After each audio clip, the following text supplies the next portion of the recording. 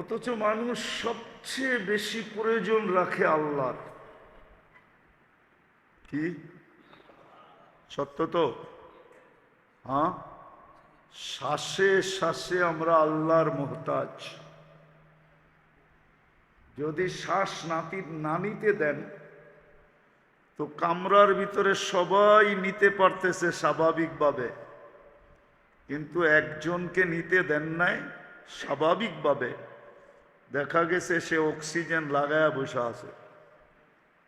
ঠিক না?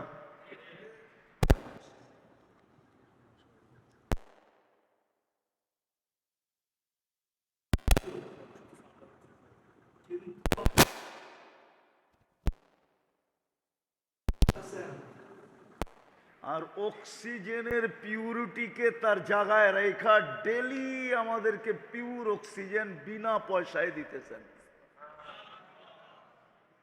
এই জন্য আমার কথা ছিল এটাই, যে যেই মানুষটা সৃষ্টির সেরা, সবচেয়ে বেশি বিবেক যাকে দিলেন, সবচেয়ে বেশি বুদ্ধি যাকে দিলেন, সবচেয়ে বেশি বিদ্যা যাকে দিলেন, মানুষের মতো বুদ্ধি আল্লাহ কাউকে দেন নাই। যদি দিত, শুধু কাল্পনিক কথা, এটা বিজ্ঞান এখনো প্রমাণ করতে পারে নাই, শুধু বলে এলিয়নরা আমাদের চেয়ে বেশি বুদ্ধিমান, শুধু বলে, আজ পর্যন্ত কোনো অকাঠ্য প্রমাণ দিতে পারে নাই বিজ্ঞান। পারছে নাকি? নাই এখানে শিক্ষিত লোক জেনারেল কেউ পারছে দিতে? হ্যাঁ, মানুষের চেয়ে যদি বুদ্ধিমান কেউ হইতো তাইলে আমাজনের জঙ্গলের প্রাণীরাও আমাদের সাথে প্রতিযোগিতায় নামতো। মানুষ সবচেয়ে বুদ্ধিমান, সবচেয়ে বিবেকমান, সবচেয়ে বড় বিদ্বান। ওই মানুষটা আল্লাহর থেকে দূরে সরল কি করে? যার সবচেয়ে বেশি আল্লাহর কাছে হওয়া দরকার ছিল, কেননা সে শ্বাসে শ্বাসে আল্লাহর মুহতাজ, কদমে কদমে আল্লাহর মুখাপেক্ষী। প্রত্যেক মুহূর্তে আমরা আল্লাহর মুখাপেক্ষী। 24 ঘন্টা যিনি আমাদেরকে উইদাউট পে সেবা দিতেছেন, না দিতেছেন না? আমি তো শুধু অক্সিজেন দেখাইলাম। আচ্ছা বলেন তো, আপনাদের পেটে যে খাদ্য যায় কয়বার চেকিং এর পরে যায়? কয়বার বলেন না? জানেন কেউ? কমসে কম 4 বার চেকিং হয়। ওটা যদি প্রযুক্তি দিয়া করতে হইতো, প্রথম নাক চেক করে গ্রান ঠিক আছে কিনা, যদি এটা মেশিন দিয়া করতে হইতো, তাইলে আপনাকে প্রতি বেলা পান করার আগে আগে হয়তো ঘরে মেশিন কিনতে হইতো, নাইলে প্যাথোলজি সেন্টারে যায়া লাইনে লাগাইতে হইতো, আমার পানিটা তাড়াতাড়ি চেক করে দাও, এটার গ্রান ঠিক আছে কিনা, আমি এখনই পিপাসায় মরতেছি।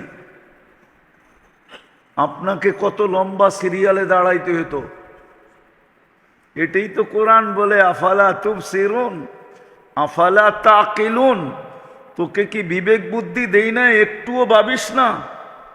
নাক তো শুনতে দেরি, সাথে সাথে রেজাল্ট দিতে দেরি করে না, গ্রান ঠিক আছে।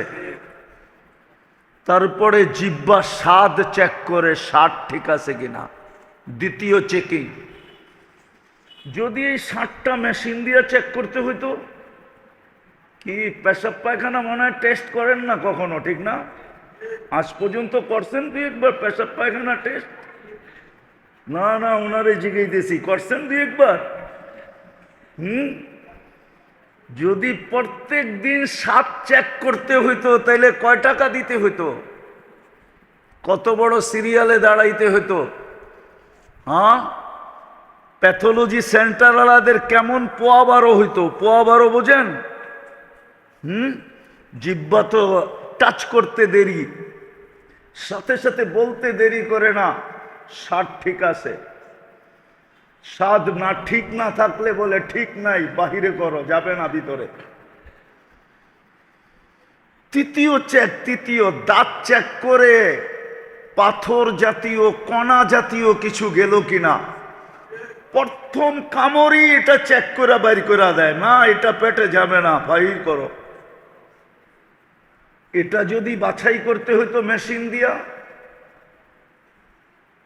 আরে কোরআন তো এটাই বলে আফালা তাকিলুন, একটু কি বিবেক দিয়া পাবো না? আফালা তুবসিরুন, একটু কি চোখ দিয়া দেখো না? এত বড় বিবেক দিলাম। চতুর্থ চেকিং আবার জিব্বা করে, চুল জাতীয় আঁশ জাতীয় কিছু ভিতরে ঢুকলো কিনা। জিব্বা ওইটাকে বাহির করে দেয়, ভিতরে যাইতে দেয় না। তো যেই আল্লাহ 24 ঘন্টা আমাদেরকে সেবা দিতেছেন, কি না দিতেছেন না? দিতেছেন না? না দিতেছেন না? 24 ঘন্টা যিনি সেবা দিতেছেন,